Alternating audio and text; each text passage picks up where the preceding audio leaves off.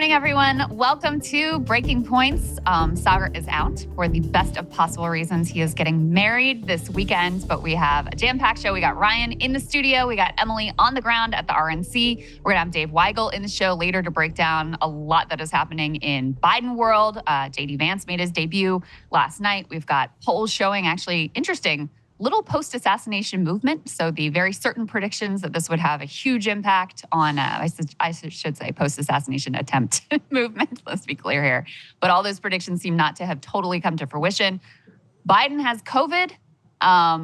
He also was saying, hey, if he's diagnosed with a medical condition, he might get out of the race. So kind of changing his tune there. There's a huge flood of pressure coming to bear on him right now. So a lot of things moving there as well. We also have new revelations about what the hell happened with regards to that assassination attempt that really raise a lot of stunning questions. Secret Service very much under pressure right now. And Morning Joe, quite upset that they were pulled from the air on Monday. Great to see you guys. How are you both? Doing great. Krystal. Doing great, and glad you're back, and glad everything's well with your family. We were worried for you, but we're excited that things seem to be going in a positive direction. Yeah, if I can take a moment of personal privilege, I just want to thank all of you guys out there who sent your thoughts and your kind words our way. It's been a very difficult week, but thankfully my daughter, she had to be rushed in for emergency surgery. She is doing much better now. She is recovering. Thank you so much to Emily, Ryan, you guys for stepping up. Sagar in particular, he's getting married this week. His own grandfather just passed. He has a hell of a lot going on personally. Really picked up the slack. Griffin, Mac, our entire team. And also if I can, I really want to send a shout out to the whole pediatric surgery team at VCU. They were incredible. And truly, I can never say enough about how amazing they were and how much they changed our families' lives. So thank you guys. And with that out of the way, let me go ahead and get to the show. Emily, you're on the ground there at the RNC. JD Vance made his sort of national debut there, big primetime speech last night. Just give us a sense of what the energy is there. And then we've also got a little bit of a clip from him that we can throw to. Yeah, well, it was very, very, let's say, relatively boring given how crazy the news cycle is. But JD Vance did basically what you would expect to hear from JD Vance. He actually tore into NAFTA.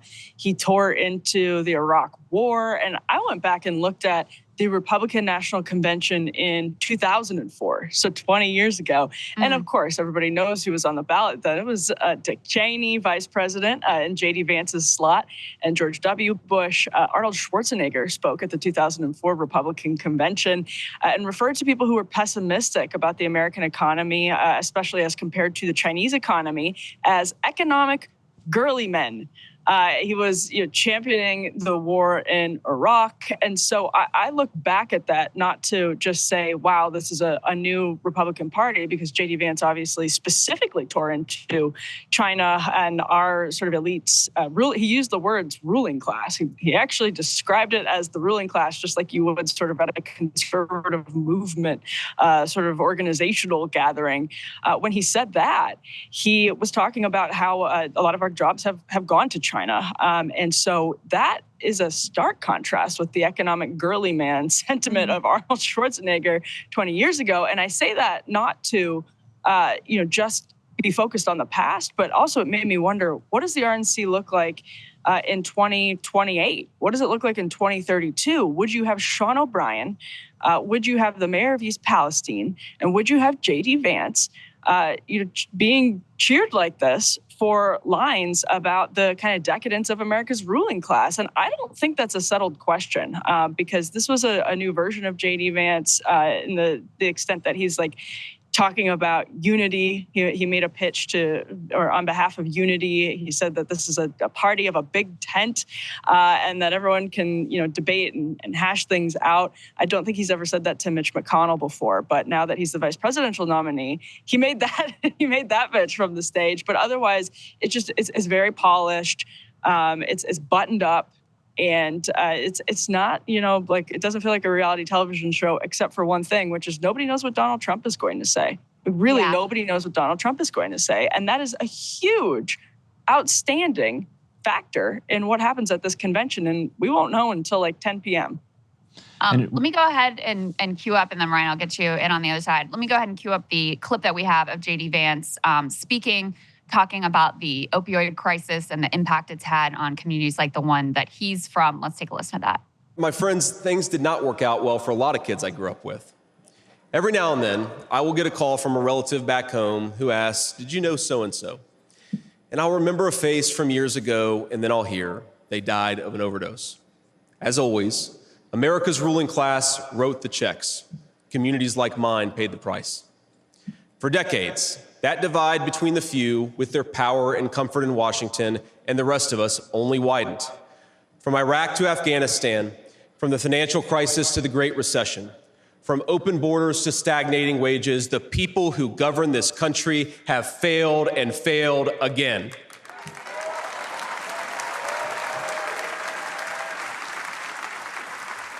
Our movement is about single moms like mine, who struggled with money and addiction, but never gave up. And I'm proud to say that tonight my mom is here, 10 years clean and sober. I love you, Mom.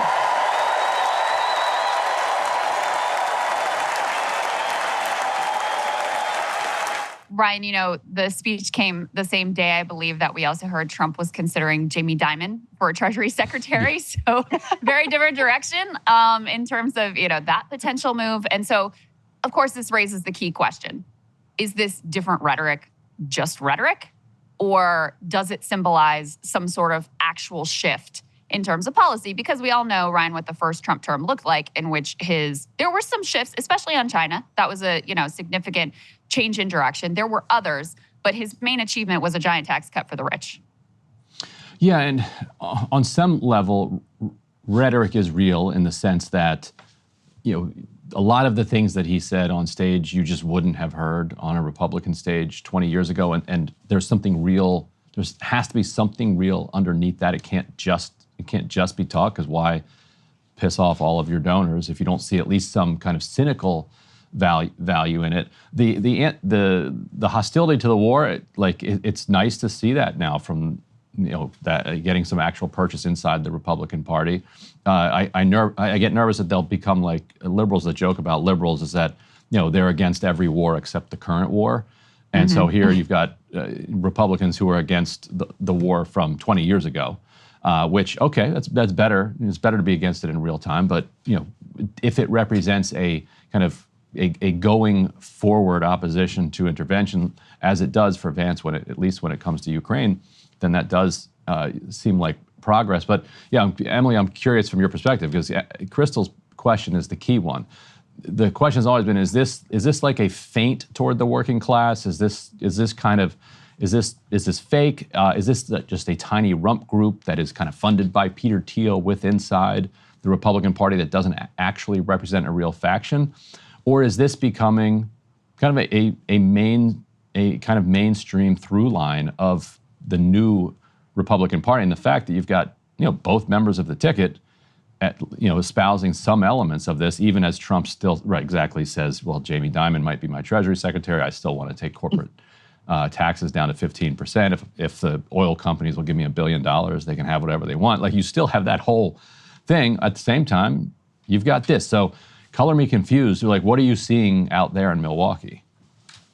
Yeah, I mean, color everyone confused, honestly, because this is clearly where the momentum is. If you're talking to people who are, just delegates, or if you're talking to the kind of conservative movement people who are here in Milwaukee, they love the JD Vance pick. Everyone I've talked to is extremely excited about it, save for a couple folks that I would say, are more members of the Republican establishment, but they're not being loud about it. They're not out there, being loud about it, which I think raises one of the biggest points, which is it durable beyond Trump? Is it just something that Donald Trump can get away with because he didn't have those pre-existing sort of decades-long relationships with conservative donors in the way that a lot of people who come through the conservative machine or the Dem machine have? So is this just something that people really love? when it comes attached to Donald Trump. And that's why I'm thinking, like, RNC 2028, are they really going to have Sean O'Brien? Is Sean O'Brien really going to want to be there if Donald Trump isn't at the top of the ticket, which sort of dictates all of those kind of downstream trappings of what it means to be conservative in 2028. And what's clear is that conservatives, people who vote Republican in this country, a lot of them love what Donald Trump says about China. They love what JD Vance says about the border. They love all of this. And so can the Republican Party sustain it, I think is an interesting question, because certainly the sort of infrastructure of the right is not set up to sustain it. That's changing a little bit, but it can only change. That change has to last if they really want to be the party of the working party beyond the party of the working class, beyond just the rhetoric. So what Trump says tonight, I still think is like the huge outstanding variable here. Yeah. And on that question, real quick, on the billionaire infrastructure, I want to get your take on this. You know, what has made the Democratic Party so fun to cover for me for the last 15 years is that the Democrats have their kind of values that they state, and they've always claimed to be the party of the working class and of working people, of FDR, LBJ. And then you can report on what they're actually doing and the gap between their values and their rhetoric and what they're actually doing. That's where the real good journalism lies. So what I love is to hear the same stuff from Trump and from JD Vance, because then you can set the marker. All right, this is what they say they're going to do on XYZ. Here's what they're actually doing, and the journalism can live within that. But I'm curious on the billionaire infrastructure, and this kind of fits into that. JD Vance's career has been adjacent to these billionaires the whole time. You know, Peter Thiel dropping, what was it, $10 or $20 million into his Senate super PAC, and then as soon as Trump picks JD Vance as his VP, Elon Musk immediately is like, I'm in, $45 million a month. It certainly seemed like Tucker Carlson, JD Vance, the others in that world were arguing strongly for JD Vance, and when they got Vance, he's like, okay, now the checks are coming. How do you square that with the kind of working class values that they're professing, I guess? Like, how do they square that? Well, yeah, and as we discussed on yesterday's show, Ryan, Mark Andreessen and Ben Horowitz immediately jumped on the bandwagon this week too. And so, yeah, I wrote about this morning, actually. It's like there was this tug of war over the VP slot between the likes of Rupert Murdoch and then also sort of the VC Silicon Valley group. So are you replacing one group of billionaires with another group of billionaires and replacing one war with hawkishness in another war? There were a lot of cheers for a student who came out and railed against Harvard. He's suing Harvard over allegations of anti-Semitism. There were a lot of cheers for him. As I said, there have been some Israeli flags that have been in the audience being waved. Nothing huge, but there were a lot of cheers for that young man last night. So yeah, it's just an open question. And one thing that's clear is that they can tap into those populist sentiments and do that in directions that many of us might not agree are populist at the end of the day. So a lot of energy around this stuff here. People are really excited about JD Vance. Like I said, they're really, really excited about JD Vance. He feels young and fresh. His wife gave an excellent speech that was very well received last night when she introduced him. Everybody's happy about it, except for a couple of kind of old GOP hands. But where it goes is a huge open question. Yeah, I'd love to see a Harvard student complaining about microaggressions at the RNC. Why not? Why not? In terms of JD Vance on foreign policy, like, he's very pro-Israel, tied into his religious beliefs. He is a dissident on the Ukraine war, but he always frames it in terms of, because we need to focus on, he doesn't say it exactly this way, but the next war with China. So I don't think you can say he's anti-intervention or anti-war. He's just against this particular war. Right. He's looking forward to a different, much larger war, and is also in favor of the other war that we're currently, proxy engaged in Israel. I wanted to put up some slides from our friends, JL Partners, that they asked voters what they think about JD Vance. We can put the first one up on the screen. So overall, people just don't know, right? He's not particularly well-defined nationally, literally the biggest thing that people said about him is don't know. The next largest thing appears to be Republican. Then you have unknown. Senator Trump, the sort of highest rated positive signifier here. You've got good, you've got smart. Among people who do know who he is, which I have to guess skews more Republican at this point, we can put the next piece up on the screen. Even within here, it's very vague. It's like Republican, okay, senator, unknown, good, nothing, strong, smart. So he's very much undefined in the public view. And I can tell you, we can put this next reporting up on the screen from The Lever. There's already been a lot of reporting about his views on abortion. Now, this piece of reporting from The Lever says JD Vance wants police to track people who have abortions. Basically, the Democrats tried to put into place a privacy rule that would bar law enforcement from having access to private information about whether people had an abortion or not. JD Vance was opposed to that privacy rule and attempting to block it. There was also new reporting from CNN about a 2022 interview from JD Vance saying he would certainly like abortion to be illegal nationally, was sympathetic to the view that a national ban was necessary to stop women from traveling across states to obtain an abortion. So, Emily, the Democrats are certainly going to try to fill in the blanks for people real quick about who JD Vance is. Talk to us about, do you have a sense that there was an electoral calculus that went into this pick? Because in other areas, Trump seemed to be very wary of picking a vice presidential candidate who had baggage on an issue that he knows is a key vulnerability. And so what is your sense of this sort of strategy here? Or is it just listen, I think we're going to win in a landslide, so I'm going to pick whoever the hell I want to pick?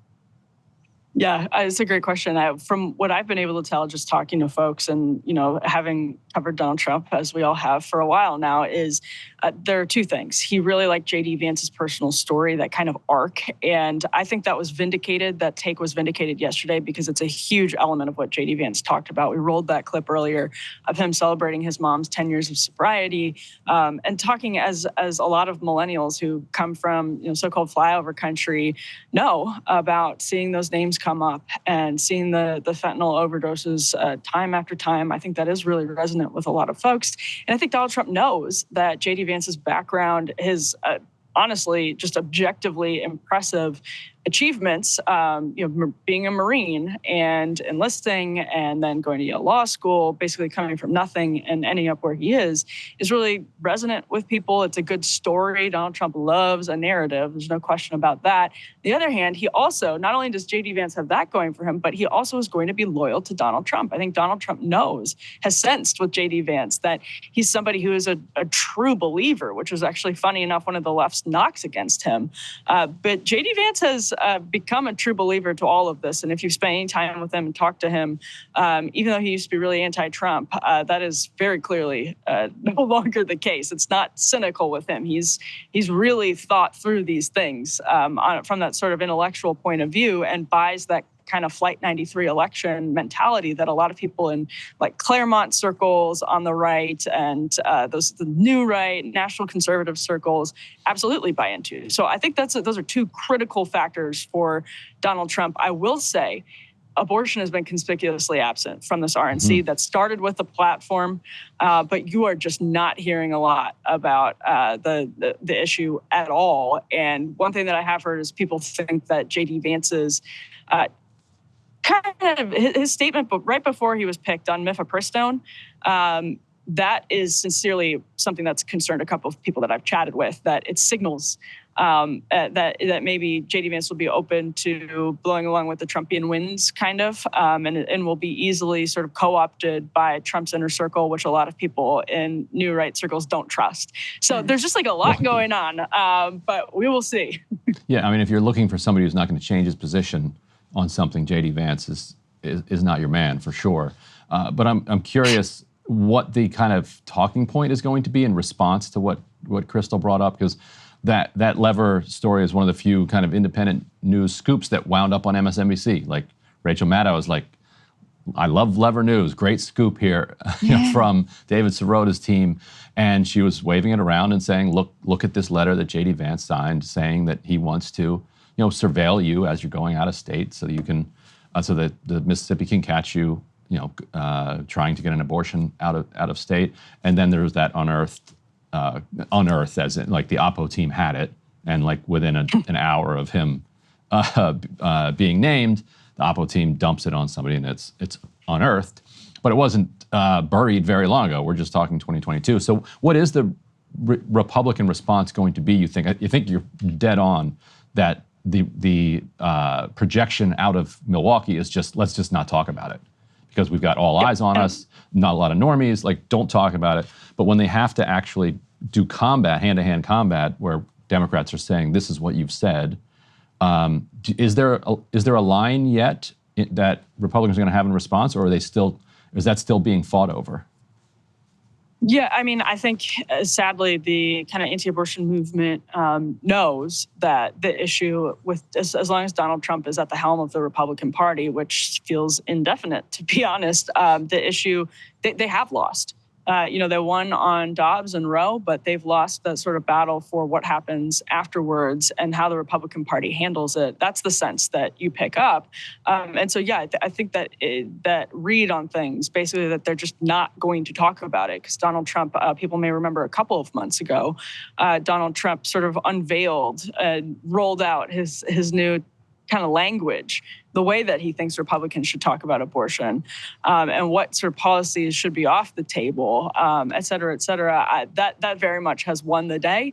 And that's very much going to be how JD Vance is talking about the issue, I would expect, for the next couple of months, unless, someone gets him in a quiet moment talking about his Catholic beliefs on life or something like that. He's going to be talking a lot in the next couple of months. I'm sure he'll have to answer these questions pretty often.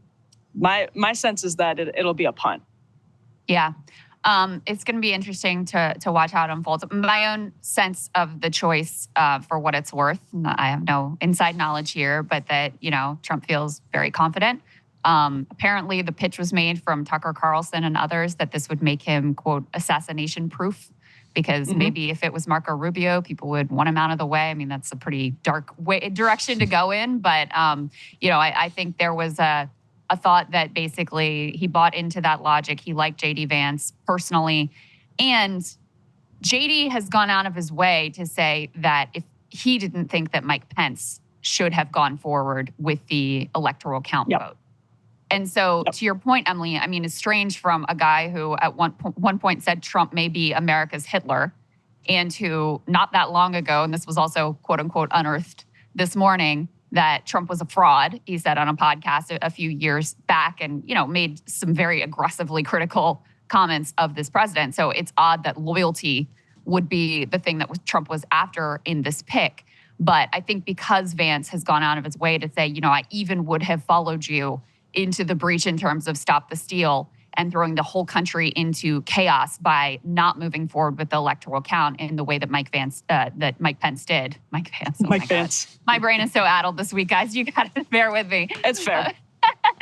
But I think that was a key part of this election as well. Hey, if you like that video, hit the like button or leave a comment below. It really helps get the show to more people. And if you'd like to get the full show ad-free and in your inbox every morning, you can sign up at breakingpoints.com. That's right. Get the full show, help support the future of independent media at breakingpoints.com.